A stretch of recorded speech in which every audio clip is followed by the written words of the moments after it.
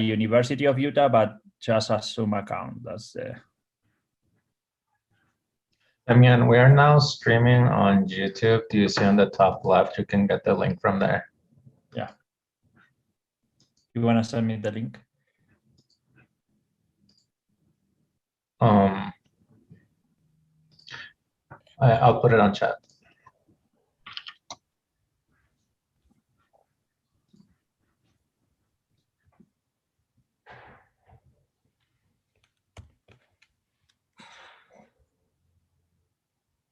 On the top left, you can get the link from there. Okay. Let me see if Seraphine.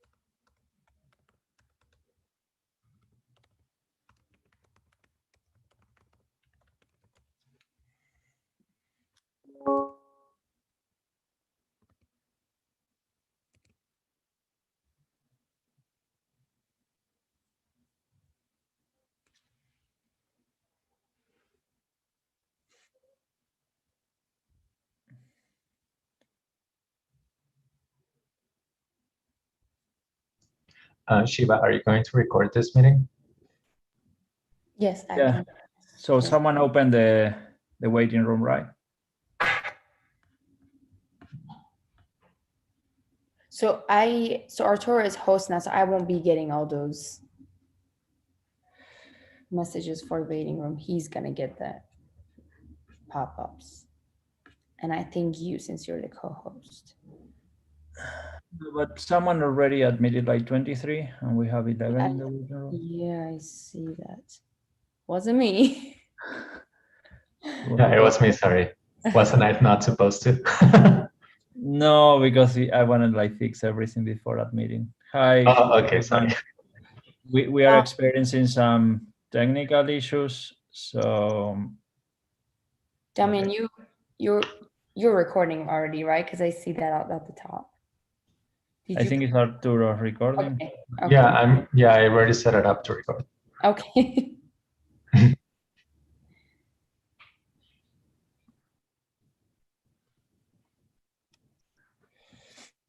Okay, sorry everyone, we are having some technical issues, and Seraphine is having issues with Zoom. I think, Diego, I'm writing my phone number so she can call me. Thank you.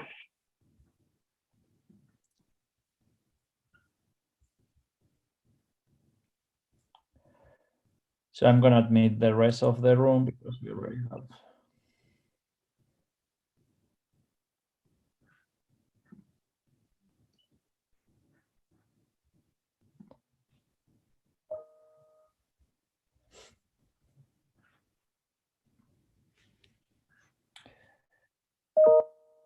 So Shiva, are you getting any question on, because I don't know if we have online people. Yeah. They can still, anyone that's live streaming looking from YouTube, they can still use Slido to put their questions in, and all the questions I'll gather them out at the end. When there's time for questions, I'll just submit it through the chat. Okay, I'm gonna mute myself for a second because Seraphine is calling.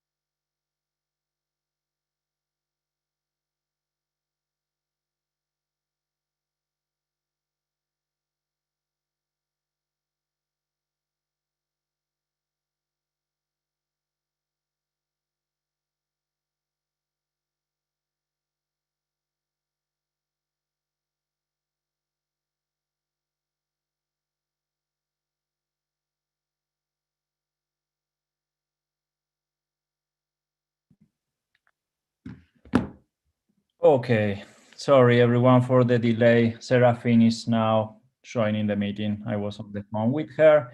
She's our speaker today.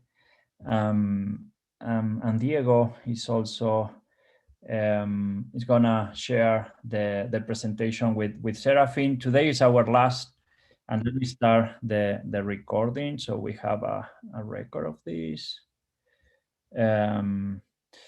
So again, thank you everyone for joining the last business seminar presentation that we are offering today. We have two speakers. Serafin, so Serafin is the CCO, and I'm sure you can describe your roles better, Serafin, but and I'm not sure which is like the differences between the Chief Clinical Informatics Officer and the Chief Health Information Officer or Informatics Officer. So I'm interested in learning which are those differences between your role, Serafin, and Diego's. But I'm very excited about your presentation today. So I think we can start from here. Thank you, Serafin. You want to try your audio, your video, see if it's working? Yeah, can you hear me now? Yes, perfect. Okay, awesome. We're not going to freeze. We already started with drama, so we're going to be in the right place right now. Excellent. Thank you so much. Yeah, go better. Okay, perfect. So should we jump in? How do you want us to go? Yeah, let's start. This, if you're not familiar with the format, this is kind of an informal type of presentation. So if you have slides, feel free to share them. If you want to have more kind of an informal conversation with students, we have 55 participants, so we have a big group.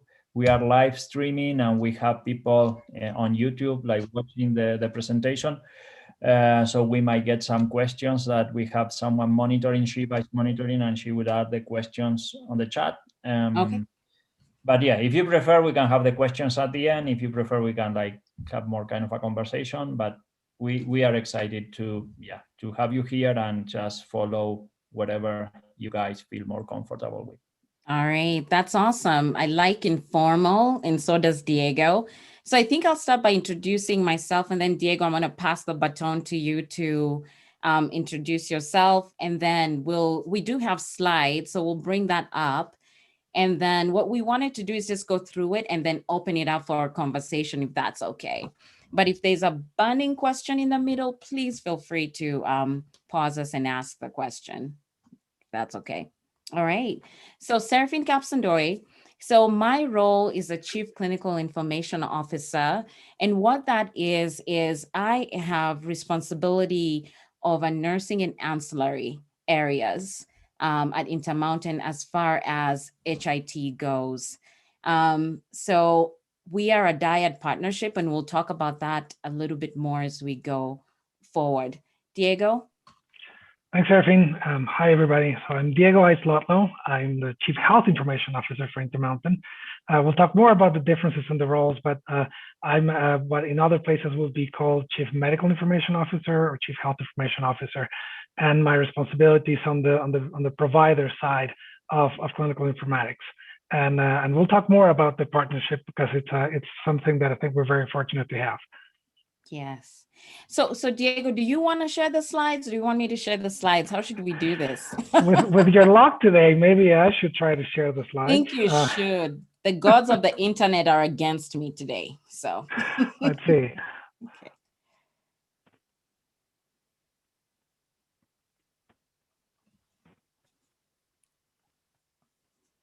Okay, let me know if you can see the slides. Yeah, perfect. Okay. All right. And we'll just go ahead and jump in and move to the next slide. Thank you. Okay, for those of you who do not know the landscape of Intermountain, we just wanted to give you a brief overview of what Intermountain consists of. And we have 24 hospitals. We just opened Spanish Fork yesterday. And then we have one virtual hospital. We are in 7 states with about 900, I would say, physicians, and then 1,900, sorry. And then about 41,000 employees. And then on our Select Health side, which is our payer side, we have about 900,000 there, and then 50 Utah State services annually. The one thing you're not seeing here is our growth strategy, where we have partnerships and actually have now facilities at Intermountain, Nevada, and you will hear more about that in the future as we go forward. Diego, anything I'm missing here that's key? Yeah, that it's missing the number of nurses. How many nurses do we have? 1,000 nurses that work as part of Intermountain? Yes, about 50,000. That's interesting. We have to go find Ken and be like, your slide is old. You need to give us the best one. Okay. Yeah, thank you. All right, and then next slide. Who are we? Diego, this is you. Yeah, so one of the things, we'll tell you a bit of what we do, and we do a few unusual things. And one of those is we call our team, the combined team of Serafin and I, customer experience. Other places will call it clinical informatics, but there's reasons why we do this part. And our role really is contribute to Intermountain's mission, which is to help people live the healthiest life possible by making it really easy, or as easy as possible, to do the right thing. As you know, part of what we do is make sure that people have the right technology tools to do that. And part of that is the people, process, and tech. And something that we've really spent a lot of our effort lately is making sure that people are masters of those technology tools. Of course, we are not the only parts of the team. There's a much more larger team than us. Even Stan, who's on the talk, is part of the team too, as well as other areas of what we call CTIS, which is the technology group for Intermountain, to really provide the overall, not just the clinical tools, but all the technology tools that Intermountain uses. So to tie back to this, there's a reason why we needed to evolve and become customer experience instead of just the traditional clinical informatics that you'll see in the industry, right? Clinical informatics is really critical to the work we do, and it's part of that talking to the work we do is tied to customer experience. Now, why did we need to really evolve? And there are 4 pillars that we looked at while working at Intermountain of why our teams really needed to become that customer experience portion. As you can see in healthcare, there's a trend that continues to grow, which is value-based care management, right? When you look at our patients and really our customers around the United States, it's about better care about the individual. It's about healthy populations and low costs, making sure we're providing care that is affordable. And then people-centric, right? Most of you know, as we're changing in healthcare, people want to have the total experience, and they want privacy with that, but also their behaviors of how they use technology and go to get healthcare is changing. And if anything we've learned with COVID, location independence is really important, right? Cloud technology, be able to do operations anywhere. And with the cybersecurity is really key to this realm. And then resiliency in delivery, how do we use automation, AI, and interchangeable technology to solve for the healthcare problems that we have, and also how we deliver care. And you'll see, we'll talk more about this as we go through and fit it into the roles of how clinical informatics roles are really evolving in healthcare. Next slide. So talking about team collaboration and how we ended up organizing our organization going forward. So we had to build a very deliberate partnership on the nursing and ancillary side with the provider side. That's why my role evolved for not just being the chief clinical information officer, moving from chief in the industry. Nursing information officer. Yes, CNIO, thank you. CNIO, right? So, which was really focused on nursing. But when you look at the healthcare realm, right, it's not just about nursing, it's not just about the provider, it's all the other clinical roles that we have to represent when we are giving care and when you talk about team-based care for patients. So Chief Clinical Officer was born and Chief Health Information Officer, we came together. The other most important thing that you'll see as we go forth is not just focusing on clinical informatics and customer experience, but how do we partner with all the other teams when you look at HIT across the board? So cybersecurity, infrastructure, business relationship management, and app delivery as some of the key teams that we are partnered with to be able to make this work. Diego? Yeah, and one thing that it's been really interesting and fun to see is how the roles that we have and the type of team that we have, we've seen it evolve over time, but also evolve according to the organizations we've been on. And in many organizations, you have very separate groups that create inefficiencies and fights or fights for resources. And many times we also have kind of a complete siloed approach to the physician and the rest of the clinician side of things. And in part because of just how this team came together when we were doing implementation, as well as very purposely saying, it doesn't make sense for us to have separate teams.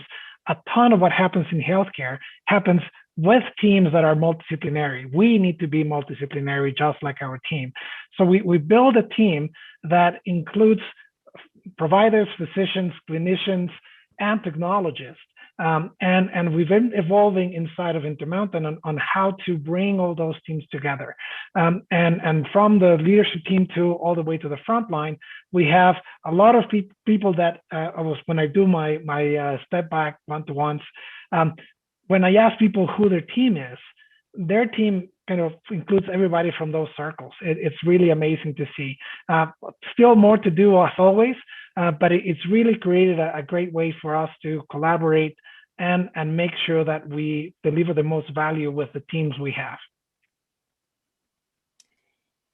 So how do you make this all work? Because let's get real. There's a lot of teams, and how do you build that collaboration and make sure that the culture is working for this to work?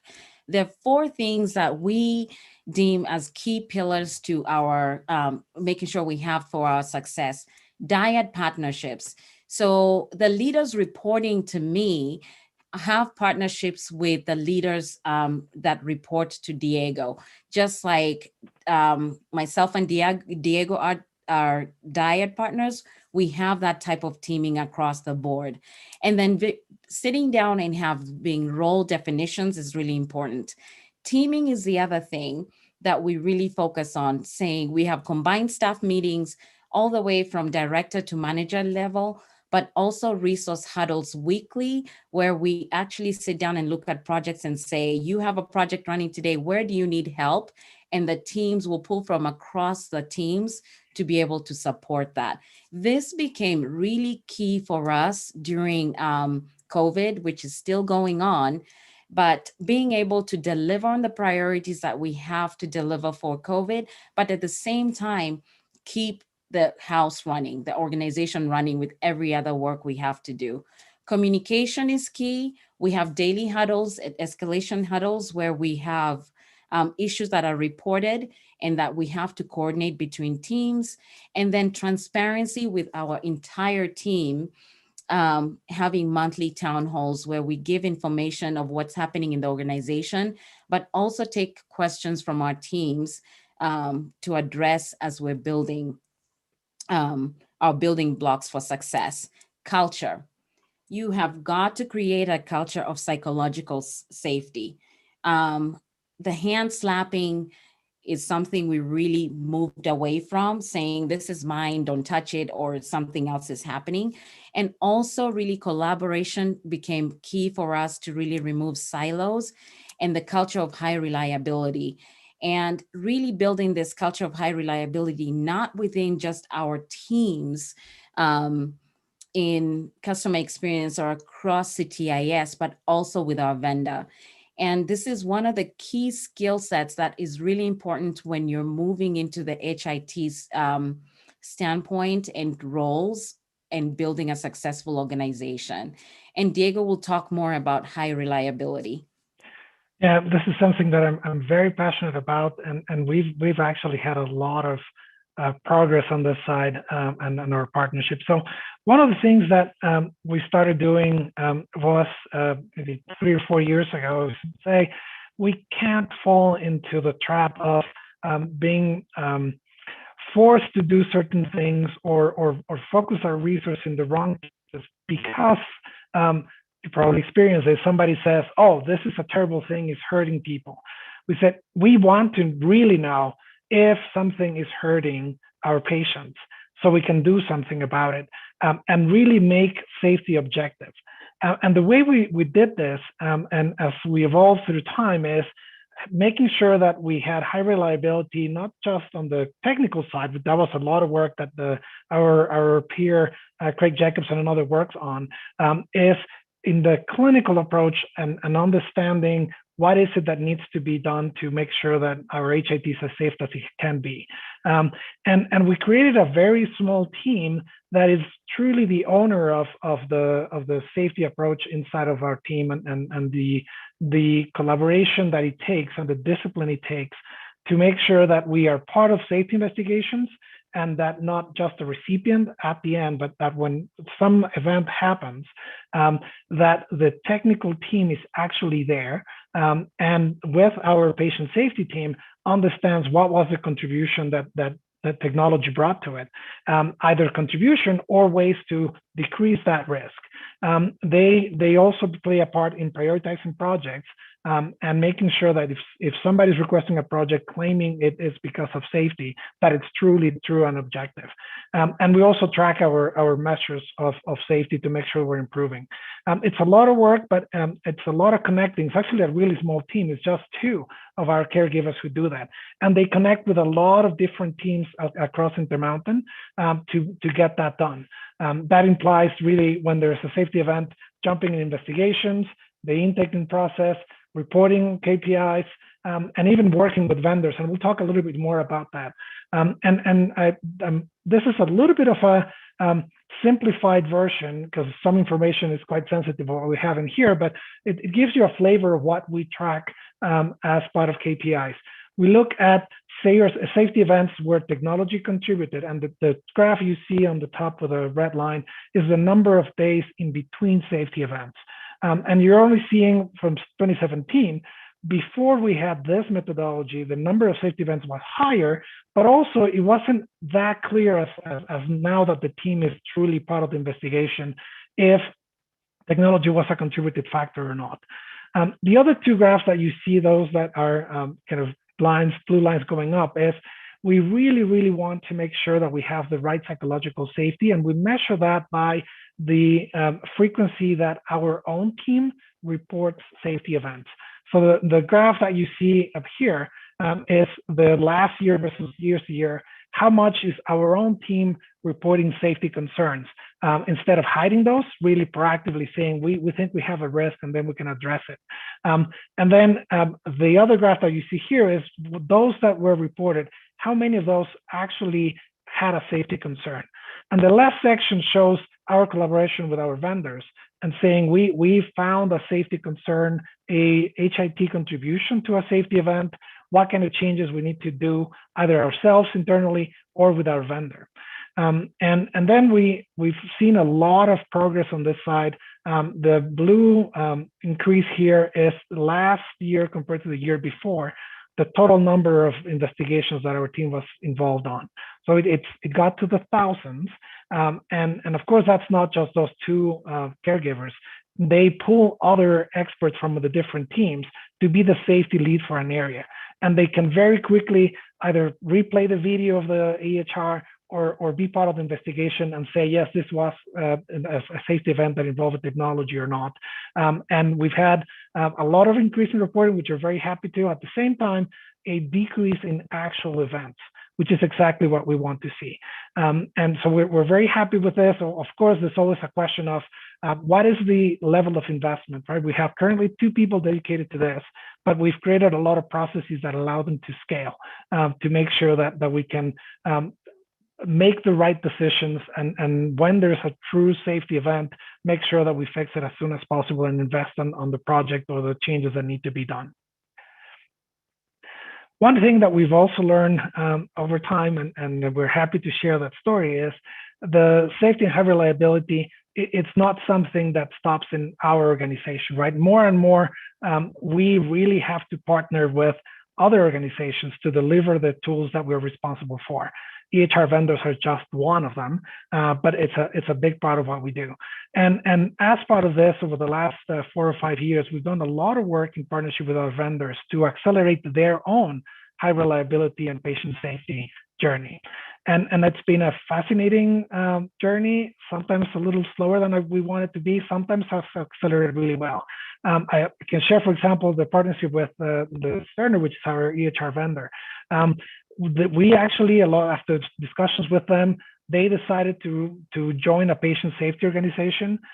They now have a patient safety council that includes input from multiple clients and collaboration on prioritizing their safety issues that need to be addressed. So that's a fascinating thing to be part of and kind of bring them along in the safety journey we've had. We'll switch to Serafin to talk a little bit about vendor management, which is very close to that work. Yeah, and Diego, I think before we even jump into vendor management, I think one thing would be great to address and let this group have visibility into is how we started this safety journey with the courses and even having our vendors take the root cause analysis. Do you want to talk about that a little bit? Yeah, we can talk about that. So one of the things that we did is, as we were working internally in Intermountain with creating a culture of safety across the clinical areas and in the technical areas, we were teaching safety science basically in a simplified way to all Intermountain. And we actually taught the same class, actually became an instructor of it to learn and teach it. And we were teaching also the associates of the vendors that work with us the same culture. So we have a shared vocabulary, and we know that when we're saying, I have a concern, we're actually using a safety technique and we're not having a personal confrontation, for example. So a lot of small things like that made a big difference. Yeah, and that becomes really important, especially as clinical informaticists start to enter this world of healthcare. And how do we change our thinking and really partnering with our vendors to be at the table with us to take on the same risks when we look at HIT technology and its impact on healthcare. So if you go to the next slide. So it becomes really important to build trust in this process, and understanding and really aligning your business goals and being transparent with your vendor on what your business goals are and having them participate in that, right? And being very deliberate on how do you select vendors that are the best in this space. Now, also understanding, can you have vendors who can give you building blocks that are interchangeable in different situations in the clinical space when you have to solve for delivery of care, and how do you manage that relationship? And then consistently meeting the strategic goals. And in our experience, why this became really important was with our partnership with Cerner in the EHR, we kept having a lot of events with the system. And this led us to really get into a room together and start to develop goals and actually a plan that could get us to where we needed the system to be. And so we planned a strategic plan called Return to Green and identified critical projects that we have to do to make sure that the system was stable and reliable, and plugged that into our safety journey, but also had our vendors really sharing the responsibility of the goals and the outcomes that we wanted for those projects to happen. And you'll see that in the journey now, as we talk about that relationship and making sure that you build trust in the systems.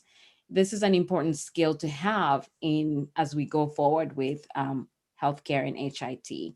Diego, over to you. Yeah, so one of the pieces of evolution, I would say, in healthcare is especially here, right? We grew up as organizations creating our own tools. And just to make an analogy that's not healthcare, if you think about other companies, technology, cars, etc., they might have started building everything themselves. And the reality is that now we do build some things ourselves, but we really rely on our partners to be the pipeline of many of the things we do. And if you think about it, if Toyota or Amazon or Apple, if they didn't have good partners they can rely on, their products will be a mess, right? Same with us. We really need to build both our own internal products to be reliable, but we also need our partners, our vendors to have high reliability on them. And one way that I share this is, many of you might have seen this, it's a Maslow pyramid of technology, right? The first thing you want to have in tech is something that works, that's useful, then it works all the time, and then you start advancing into, oh, it's more intuitive, it's elegant, et cetera, right? I like to overlay this to something that you also might know, and this is just technology life cycle, right? When you have a new product, first you're just investing in creating it during the research and development phase. And then as you start putting it into production and using it, you're making money out of it if you're a commercial developer. And sooner or later, then that product declines. And this, if you overlap the two of them, it gives you kind of different flavors that you can use to talk to your vendors about. Ideally, the one you see here is when you're developing, you're making it useful. And as soon as you're crossing into actually using that product, you get into making it reliable, which is the red color here. That's the best way you want to have, right? That you develop together if you're a part of the relationship with the vendor, and then you make it reliable when you start using it for patient care, especially. Sometimes that's not what happens. Sometimes you have vendors who they're still developing their product and they're starting to charge you for it, and it's not reliable, and that hurts patients, our trust from the business to us, et cetera. And sometimes you have vendors that just never get to reliability. So it's useful to openly have these discussions with your partners, and internally if you're developing your own software, making sure that when we're taking care of patients with electronic tools, that we're in this scenario, right? That we make it reliable. One of the things that we mentioned many times is our HIT tools are life support systems. They have to be reliable when we're moving into taking care of patients. Back to you, Serafin. Yeah, and just to tag on to that, our HIT systems are our life support systems. That means your contracting needs to be a very different conversation to say, what is the responsibility of the vendor when it comes to contracting with a piece of software, right? And especially if you're going to be a testing partner, right? When you're a testing partner, does the healthcare organization assume all risk if that product does not work? Or is there part of it where the vendor can actually own that risk with you? And that completely changes the conversation. And an example here, as you can see, is care management, right? And Intermountain, we call it enterprise care management. And this is one of the most complex areas in healthcare. Because when you look at across the continuum with enterprise care management and value-based care, you're dealing with payer management, community care management. And as we're seeing, healthcare is more moving to the home, right? And then having telephone and remote patient monitoring. And we saw this a lot with COVID, with our patients coming in, and those that you can send home, can you send with a remote kit? Ambulatory care, hospital transitions, and then SNFs. So the question becomes, you've got multiple vendors playing in this space. How do you address, number one, safety and reliability, but also if you're going to design and use different building blocks to solve for this space? And the next example, next slide, please, Diego. Thank you. You can see here just breaking the problem into 3 areas, trying to just simplify it for a second. And so when I'm in the enterprise care management space, I'm looking at patient identification, intake process, patient tracking, and care management planning, right?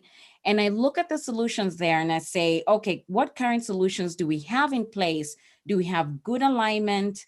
Is it moderate? Is it poor? And what lift will it take for us to transform this space, right? And so really looking at your vendor and saying, what do you have in place? What are the vendor tools that need to be served in that business, right? And then the feasibility of transitioning those tools and building the building block to meet what is needed in that space. And then most importantly, what is the operational feasibility into this? And understanding these building blocks and how you put it together really changes your conversation with your vendors. And so that takes us to the next important skill set, which is workflow design. What are we seeing in the industry? So when we started at Intermountain, we did, of course, a lot of our own build, right? And then partnered with our vendors to now start really using those types of technology instead of investing so much build on our side. And the way we designed in the past, especially when you look at documentation, right, was to use a lot of hard stops, right? But now moving into really looking at people, process, technology, and making it easier for our caregivers and our patients to make the right decision. So pivoting to that becomes really important. And we've seen that also in the industry. For example, my favorite thing to talk about is Peloton. When you're riding the bike and they want to help you pick another exercise, they'll give you stacking technology. And now we're in mastery. Thank you. So one of the things that also, I don't think we talked much about this when we were in the past just becoming the specialty that we are, or the field that we are. And we've seen over the last few years, for us, especially after the change of EHR we did, that we actually did a mistake that many others do. And we spent a lot of time embedding clinical knowledge, decision support, and standardization in our implementation. And very soon we realized, well, that's not getting us everything we need. We really need to make sure that people are able to get the best efficiency and the best care out of the tools they have. You can have the best tool, but if you're not expert on it, you're not going to get the same results. And we've seen since then that as we invested in having our teams really find what are the things that our clinicians need to be experts on, or what are the challenges that they have, we've seen how they've become more efficient, and also their experience of using the EHR as the main HIT tool has actually changed quite a bit. I'm going to show you probably one of the most extreme examples here. This is data from Primary Children's Hospital, where we had really, really low EHR experience score, and we partnered with KLAS to do this measurement. We were really, really low, 5th percentile compared to the rest of that cohort. And through the work that the team did to really find what are the things that people need to become masters on, and also they did some changes in configuration to tweak some of the tools. Over time, they ended up being up to the 98th percentile on experience in using the EHR. So huge changes in a relatively small period of time, with that focus on giving them the best mastery of the tools, not just the tool itself. Another example, this is from hospital medicine and intensive care medicine. We've had also work done there to help them find the best way of doing things. And their improvement on efficiency has been about 32% in average. So huge gains that no matter how much we configure and change tools, we wouldn't get otherwise. It's been truly a great journey. And another example here you can see with nursing documentation. We started out with a huge project to revamp nursing documentation in adult and pediatrics, ICU, and med-surg. And you can see here, this is some of the comments we were getting from the nurses. And on the first band here that you see has a lot of sections, that's an assessment band with all the sections. But even after we did redesign this, right, we noticed that if we did not teach the nurses how to reset their bands, we found that a lot of them still don't know how to do it, right? You don't get the gains that you do when you redesign a workflow like this. And you can see on your right, that is the redesigned workflow. And teaching them how to do this was really important. The other piece you see down on the bottom right is the work that we did when we did to redesign their bands and being able to reduce their documentation time by 34% in the adult ICU, and then 50% in the med-surg adult ICU. So it becomes important that even when you're working to change your technology or improve your workflows, if you don't teach our clinicians how to master the system, you will not get the gains of the work.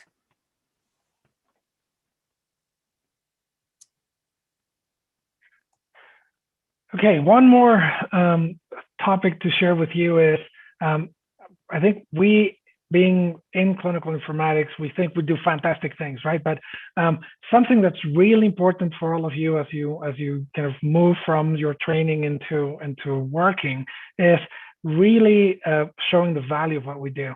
And one thing that I found this a really simple but useful way to think about it is, if you ask somebody a really complex question, they might not answer that question. They're going to find a simpler answer, an intuition that's going to tell them what to do, instead of really finding the answer to that difficult question. If you apply that to what we're really working on, which is giving high value on healthcare, but also on health information technology, that's not a simple thing to do, right? If you look at, and that the formula there is what Intermountain uses conceptually. Value is the quality, the safety divided by the cost multiplied by the experience. Measuring that is not simple. So what happens when you talk about the value of HIT, if people are not seeing all the examples that we see from inside, they're immediately jumping what's available, which is the cost of HIT, which is not low. And that gets reinforced because cost is very easy to find. So the way we're thinking about this now is like this. We're thinking about this as a continuum. If you have better tools, if you look at this line here, tools that are more complex or more specialized, will, as they go into more specialization, you add cost to the maintenance of that tool, right? The number of people you need, the upgrades you need to have, the licensing, et cetera. That makes that tool more expensive. But at the same time, as you get better tools, then you can decrease the actual labor cost. And then you get to a point where you get that sweet spot where the combination of those costs as well as the infrastructure costs are the best balance possible. And then you find then that the moment where we as technologists and clinicians in tech, right, bring the biggest value by having the best tools without over-investing, which we can do, and also by really decreasing the amount of labor needed to make sure that we give the best care. To give you an example of this, for example, when we were setting up our COVID vaccination and the COVID testing, we've done, as you know, some testing, a ton of it in partnership with the EU, and some on our own. Initially, we had super manual processes, and they were becoming a huge drain on actually taking care of sick people. So we got our team to really use their best skills and their multidisciplinary approach to things, and they started working on how we can use technology tools, including digital technology, just consumer tech, and HR tech, and combine them to provide the best possible automation for this, and to really lower the labor cost of this. This is a little bit conceptual, but then look at what actually happened. This is data from our continuous improvement team, and in curbside testing. When they started measuring this, we were taking about 40 minutes to go through one test, obtaining the sample, et cetera, with a patient. And through that technology intervention, we lowered that to close to 16, and we kept lower a little bit more after that. And that not only impacted the testing locations, but the number of calls that we had to, the Intermountain had to respond to for scheduling, questions, etc., also was huge. I mean, at some point we were getting, if you see there, 11,000 calls per week. And then we were able to lower that really, when we introduced the new automation, bring it down much better. So to add to that, HIT is usually viewed as a cost center, right? So really being able to demonstrate the work that the teams are doing and showing how that contributes to healthcare and reducing things like clinician burden becomes really important. Here's another example for C-section nursing documentation charting. For this project, we were actually requesting and going to work on changing IP for what that workflow was currently designed. And this became the question of, is it valuable for us to be able to spend that much time and resources from not only the design, but also the configuration and software technology resources to change that workflow? So it becomes important to understand and really define your key performance indicators before you embark on such a project. And so here you can see, we looked at the documentation time that it was taking the nurses to document for a C-section procedure, which was 32 minutes, and also looked at how, if they were documenting real time, or what would they do after the fact if they're busy. And they were documenting like 2 hours, some of them after the case, because of how busy they were. After the redesign, we actually were able to drop them to an average of 8 minutes in documentation and push them also to be able to document in real time as they're doing the case. How does this translate in terms of dollars? Go to the next slide. So we worked with our finance team to really look at, for the amount of time and resources we're going to put into this project, what is the value? And we were able to demonstrate an ROI of about 300% in the first year, right? And also productivity savings for this project, meaning you're not only giving back time to nursing care so that they can spend on patients, but also demonstrated that it was worth putting the resources to be able to redesign this to demonstrate the value of the project. Okay. And that takes us to governance, right? The need to decrease costs. As we know, there's so many projects and so much technology being asked for. How do you set up a process where you can be able to not only have accountability, strategic alignment, agility and scalability, security and reliability, and data-driven, right, decision-making when you're trying to prioritize your projects? So we did some work in this area, going from really having HIT owning to our clinical and business really owning that process of governance, and also went a step further and having the voice of our frontline clinicians owning the governance process and working with us to define what should we work on, what adds value, and does it align with what the organization is trying to do. Diego? Just shifting maybe to questions, because I think since we started late, we're going to run out of time. So that was a lot. Yeah, that was great. Was a lot of content, but super interesting. I'm glad that you shared that with us. And we already have a couple of questions in the chat. There's one from Ray that if you guys want to read, can you read it, or you want me to read it? Please, the rest, feel free to speak or type your questions on the chat. All right, you send him to me. Let me copy the question here for everyone.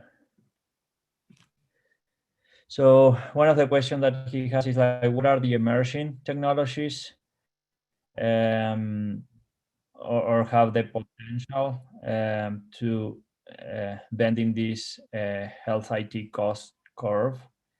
that you were showing in the graph. Another one is, what are the biggest unmet needs in health IT today? Sorry, Damien, I couldn't hear the first part. We said something technologies. I couldn't hear the first word. What are the emerging technologies? Yeah. That are, Yeah, so like, I can give a couple examples on that. I think that not so emerging, I would say, anymore, but maybe in healthcare, it's still a little bit emerging, which is the digital consumer interactions.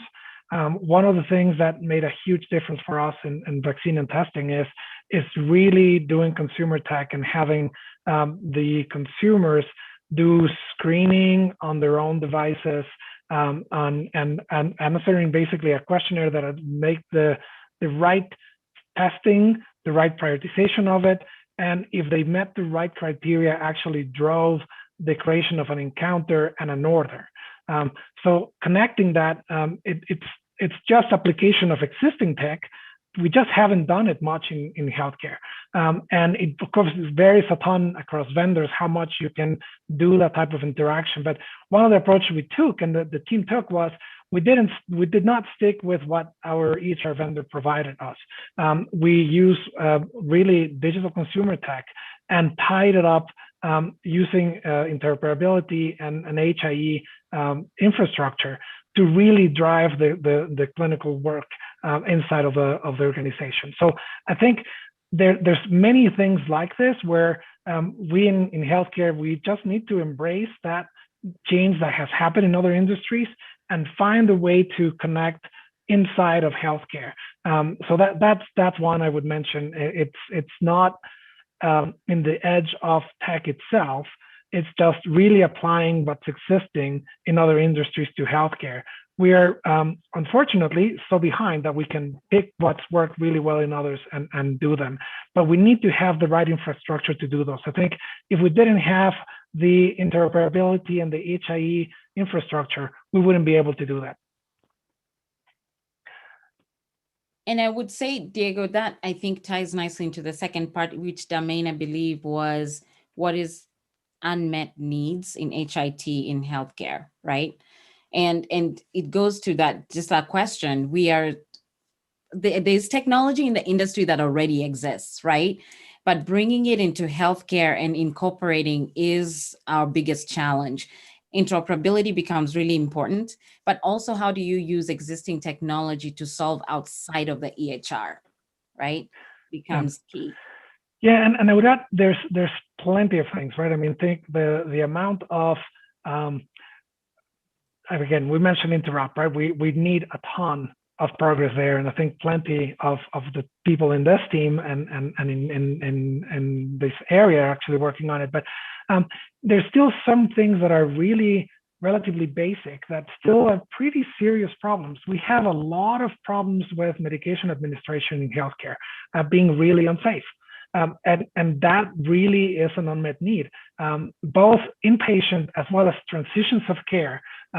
We still have a lot of challenges when we're transitioning from a health system to a long-term care facility or to home. Those are basic patient safety problems that technology can still contribute a ton, and we haven't cracked that. So there's both the really exciting techie ones, but also how is it that we solve some of those really complex interactions between multiple players in the healthcare environment, right? The hospital, the clinic, the long-term care facility, the patient in their own home and their team of care, the family, et cetera. Yeah, and I think to look at it to another one that's specific to nursing documentation needs to evolve, right? And one of the areas that is really interesting is the care planning world, right? The way we document care plans and using care plans to really drive clinical decisions and the care, and actually leveraging documentation to feed into the care plan, right? To really address those. So plenty of areas for us to evolve in healthcare. So while we wait for other question from the audience, I have one that I'm kind of since you started with like a presentation, like the title there, like the role of informatician, we have like 60, we have faculty in the audience too, but most of the participants are students. And Serafin, you are familiar with our curriculum and the nursing program you teach for us, and you know our students. But what are the type of skills or the type of projects that you think like students that are graduating from our program can work? I don't know if you can describe some of the projects you have, some of the, I don't know, positions that are opening now where you see there could be a good fit for them. Yeah, so let me start with the curriculum for a little bit, and if you don't mind, I mean, I'm going to be a little bit controversial. The one thing that I think we need, right, to look at all our informatics curriculums, right, is the business aspect of this, right? I think our curriculum is really good at talking about how do you do development, teach you how to do workflows, right? But the component that is looking at this that really needs to be taught now is the business component, right? Because you'll find that even in the roles that we have and keep opening at Intermountain is we have clinical informatics roles, right? But we wrote them in such a way that we can start to capture those pieces, right? So you coming in and understand what does it really mean to be able to do an ROI, right? And really tying it to the clinical and the business needs, understanding the strategy of the organization, and then tying that back to that strategy, the HIT portion of it, right? So that becomes key. That if you can come out of school having some of those skill sets, at least in your toolbox, puts you ahead of the game, right? And then because demonstrating value with HIT can be very difficult, especially when you're trying to run a clinical informatics unit. And you will see right now in the industry, if healthcare organizations are thinking about cuts or where do we reduce costs, those are areas that they will look at, right? Because we've still got a lot of work to do to show the value, right? They know there's value, but you've got to turn it into dollars. So having those skill sets and really understanding that becomes important. Again, you'll see the other thing that's happening in tech, in like a typical healthcare company is moving away from being from building, right? And really relying on vendors, right? To do that work. So it becomes important, like you can work in the vendor world definitely and do build and be engineering. But when you're coming to a healthcare organization that's trying to reduce costs, right?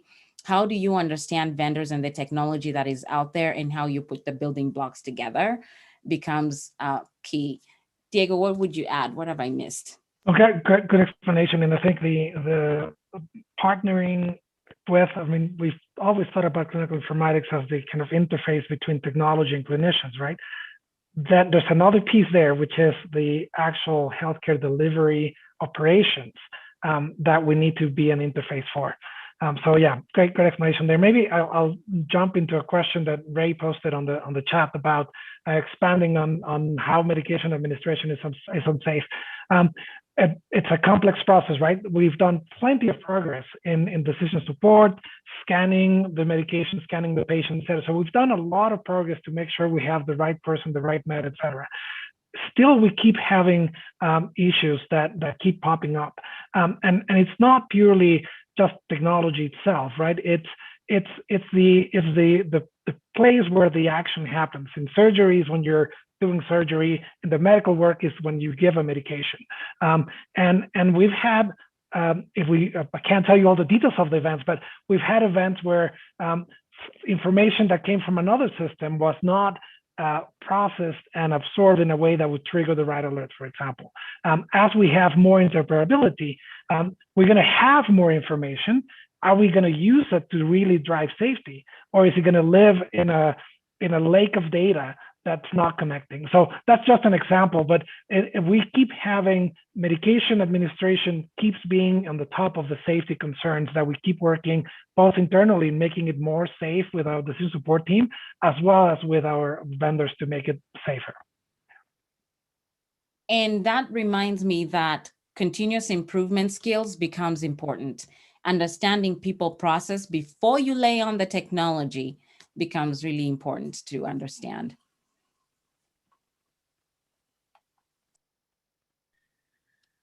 Okay, yeah, we are on time. I have a lot of questions. I would like keep talking, but I want to be respectful of your time and the audience time. But thank you very much, Serafina and Diego, for presenting and sharing this. It's really nice to see this kind of partnership and seeing that you are working together and having this shared vision what you are doing. And I'm sure we will have more presentation from you guys. I really like your feedback on the curriculum, Serafin, so I'm gonna email you about that and see how we can improve and add that type of content. We want to have it like a curriculum that really fits the need from like the industry have. So thank you so much, Damain. It was so good to see all the students and be here. I hope to bump into you, and as we open positions, we'll make sure we let Damain know, because we'd love to have you on our teams. So thank you, everybody. Pleasure being here. Looking to see you more frequently.